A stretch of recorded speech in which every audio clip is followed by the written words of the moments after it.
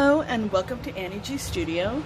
Today I'm going to show how to put together a little gift bag.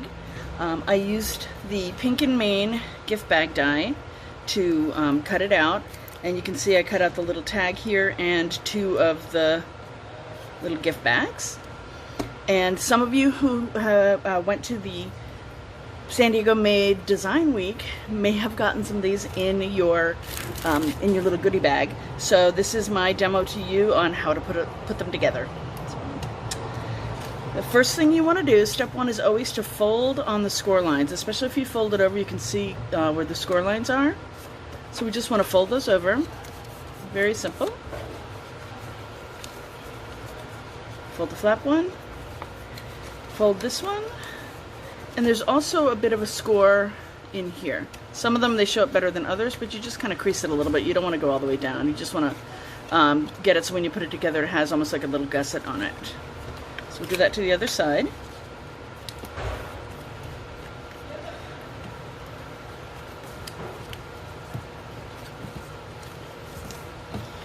Now the next part is where people sometimes get a little confused. They don't know where to put the glue.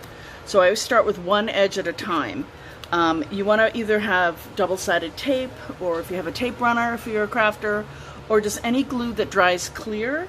My favorite glue that I like to use is the Tombow Mono Aqua glue. The Nuvo glue that I sell is also very, very good. It dries a little bit quicker than this does, but as long as they both dry clear, that's what you want. Now this is a little flap right here. How it's going to go together is we're going to glue this piece onto this, like that. And you want to make sure you have glue along this edge, otherwise it's going to kind of pull apart. So this is a neat glue. I like this because it has two different tips. I can get a little detailed tip with this, or I can, I don't know if you guys can see this on the camera, but I just squeeze out a little bit of the glue, and then I can just run it up and down like this. And I can control, I may need a little more glue than that, so I can just move it around and squeeze out a little more. Now I tend to make a mess when I do this, so I always have a paper towel or something to clean up my mess. Now you just want to line this up, and I may not have put enough glue on that one, we'll see in just a sec. And then you want to rub it, kind of get it down. Sometimes the glue will ooze out. If it does, you can kind of dab it up right quick with a paper towel. You don't want, I don't like using the quick grab glue, because if you put it down wrong and it's quick grab, it's stuck in place. With this glue, I fold it over and just really see if it's lined up. Sometimes I get it right, like this time. Other times I'm wonky, and it gives you a little time to kind of smush it around and move it into place. So there you have that. Now we're going to move on to the flap on the other piece. And it's not quite intuitive on how to put it together, but I'll show you a little trick. If you fold this in half, basically we want to go back this way so you can see. Fold this over, and then we literally just close it like that. And I got a little bit of glue on here. If you get it off right away, it should be fine. And flip it over, and you can see how that, because it's the same exact die cut, it's cut the same size, it will line up perfectly. If you got this one lined up straight, this other one will line up as well. So now, just kind of move it like this. This is how it was, and we'll move it like this, and kind of get it as square as we can. And now you see that there's flaps on the bottom. You want to tuck the little flaps in. Then it doesn't matter which of these flaps you do, they're the same thing. But you want to take some glue and just, I'll use my little tip for this. You don't want to glue the entire flap, because there's a part in here where it's not touching anything, and then you'll have this glued up bottom that you have to wait for it to dry. You don't want to do that. What you want to do, I hope I'm not confusing you, but what you want to do is just put a little bit of glue on one of the edges like that, and then you fold it over. You can't really push really hard, because if you push hard, you'll just push it right through. So I tap it down as best I can, and then I set it down.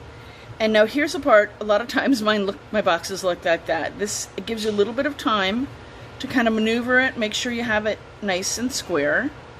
And then I'll take a marker or something that's clean and I will go and just kind of pat down in the bottom, make sure that that flap is touching the other flap and that it is going to adhere. There you go. And then once this is fully dry, you have a cute little gift bag. So one flap here, and one little guy down at the bottom, and you've put your gift bag together. Now the other pieces that I have in the little kit, I have a piece of thicker twine, I have a little piece of twine, and what we want to do is we want to put the twine through. I gave you way more than you probably need, but I like to tie a knot the easy way. That's why I gave you a lot. I take out both pieces together and I kind of wrap it around my finger, and I wrap it around itself and pull it through like this. And however long this loop is how long it's going to hang down from where you tie your bow. So you can make it a really long loop, or you could keep it like this, and then once it's nice and tight, you just cut off the edge like that. So that's what it's going to look like. The next thing you do, you know, stuff your little goodie bag. If you want some tissue, you can put your tissue. And now we want to tie a bow. So the trick is to figure out which way your tag is going to lie and thread it onto this twine. And what I like to do is set it like this and hold it up and make sure that my tag is going the right way. And then, oops, sorry.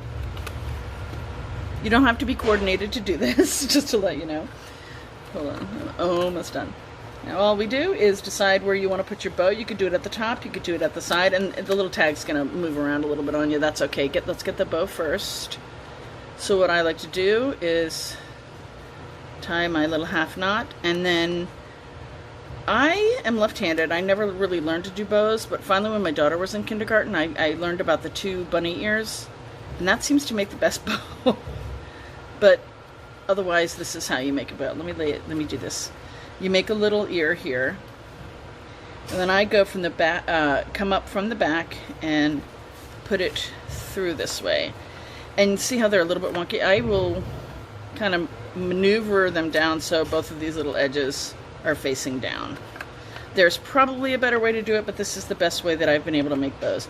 And you can leave your bow really big, you can make it smaller, and cut off the edges here, and then kind of like this. Here you go, you have a little bow, you have a little tag. Trim these off. You can keep them really long, you can trim them short. These are not very good scissors, I apologize. Oh yeah, these are terrible. They've lived a long life.